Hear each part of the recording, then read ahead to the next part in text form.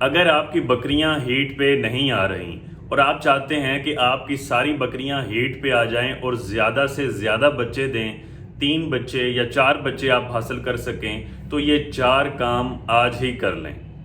بسم اللہ الرحمن الرحیم۔ السلام علیکم ناظرین، میں ہوں ڈاکٹر نعمان علی اور آپ کی خدمت میں ایک نئے سیشن کے ساتھ حاضر ہوں۔ ناظرین، بکریوں میں ہیٹ میں آنے کا موسم اب آ چکا ہے۔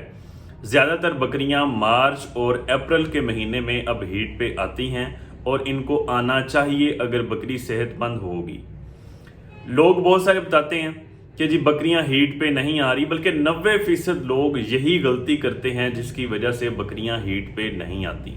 پہلا کام جو آپ نے ابھی کرنا ہے وہ یہ ہے کہ اگر آپ کے ہرڈ میں، آپ کے فارم پہ بکرا موجود نہیں ہے، بعض لوگ یہ کام کرتے ہیں کہ 8-10 بکریاں رکھ لیں، لیکن جب کوئی ہیٹ پہ آئے گی کسی دوسرے فارم پہ جا کے اس کو کراس کروا کے پھر لے آئیں گے۔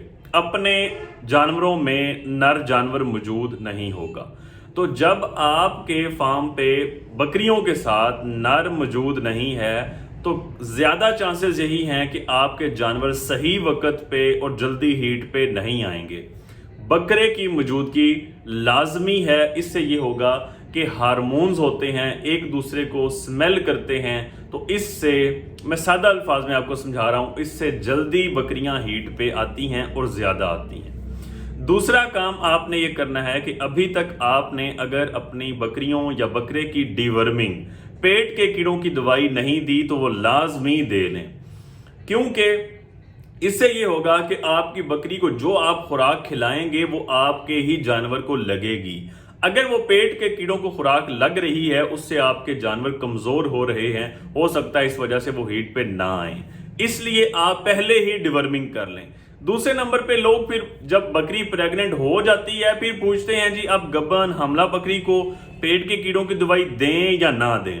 تو یہ فیصلہ جب آپ نے بعد میں کرنا ہے اور مشکل میں آنا ہے، ادھر ادھر سے ساری چیزیں پوچھنی ہیں، تو آپ یہ کام پہلے ہی کر لیں۔ اب وقت ہے کہ آپ کی جو بکریاں خالی کھڑی ہوئی ہیں ان کو پیٹ کے کیڑوں کی دوائی ایک بار دے کے 7ویں یا 10ویں دن دوبارہ دے دیں، تاکہ پیٹ کے کیڑوں کا صفایا ہو جائے، اور چچڑوں والا ٹیکا بھی ایک بار لگا لیں۔ اس سے یہ ہوتا ہے کہ جو جسم کے باہر چچڑ یا جوئیں موجود ہیں وہ بھی ختم ہو جاتی ہیں، اور اس ٹیکے کا اثر جسم کے جو اندر پیٹ کے اندر کیڑے ہوتے ہیں ان پہ بھی ہوتا ہے، ان کو بھی ختم کرتا ہے۔ تو ایک بار یہ جو پیراسائٹس ہیں ان کا خاتمہ ہو جائے گا۔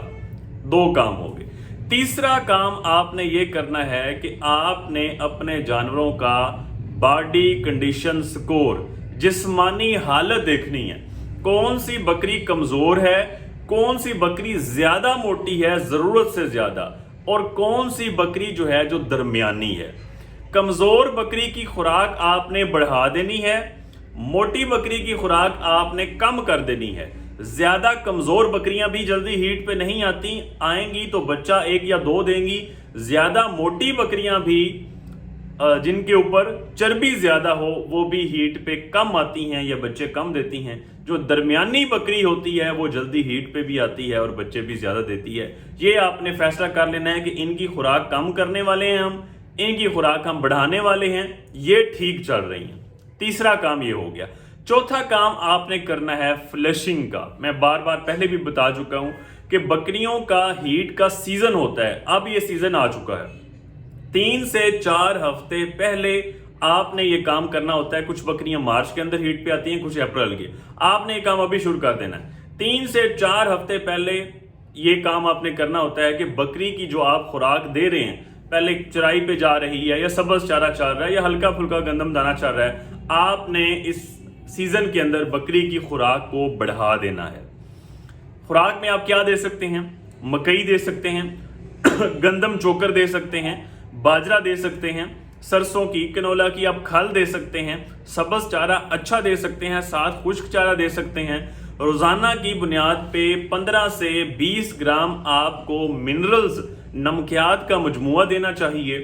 جو چاٹنے والا نمک ہے کھرنیوں کے اندر جو رکھا ہوتا ہے وہ آپ نمک رکھ دیں۔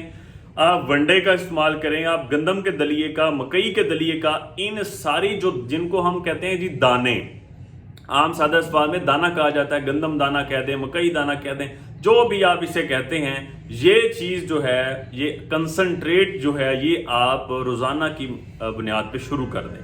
تھوڑی مقدار میں شروع کریں، پہلے دن ہی کلو گندم کھلانے کی ضرورت نہیں ہے، 50 60 70 80 گرام سے شروع کریں، آہستہ آہستہ 20 30 50 گرام روزانہ کی بنیاد پہ بڑھاتے جائیں، 400 سے 500 گرام تک یعنی کہ آدھا کلو تک مناسب ہے، زیادہ مقدار نہیں ہوگی۔ ہلکا سا 2 چمچ ساتھ میٹھے سوڈا کا استعمال بھی کریں روزانہ کی بنیاد پہ۔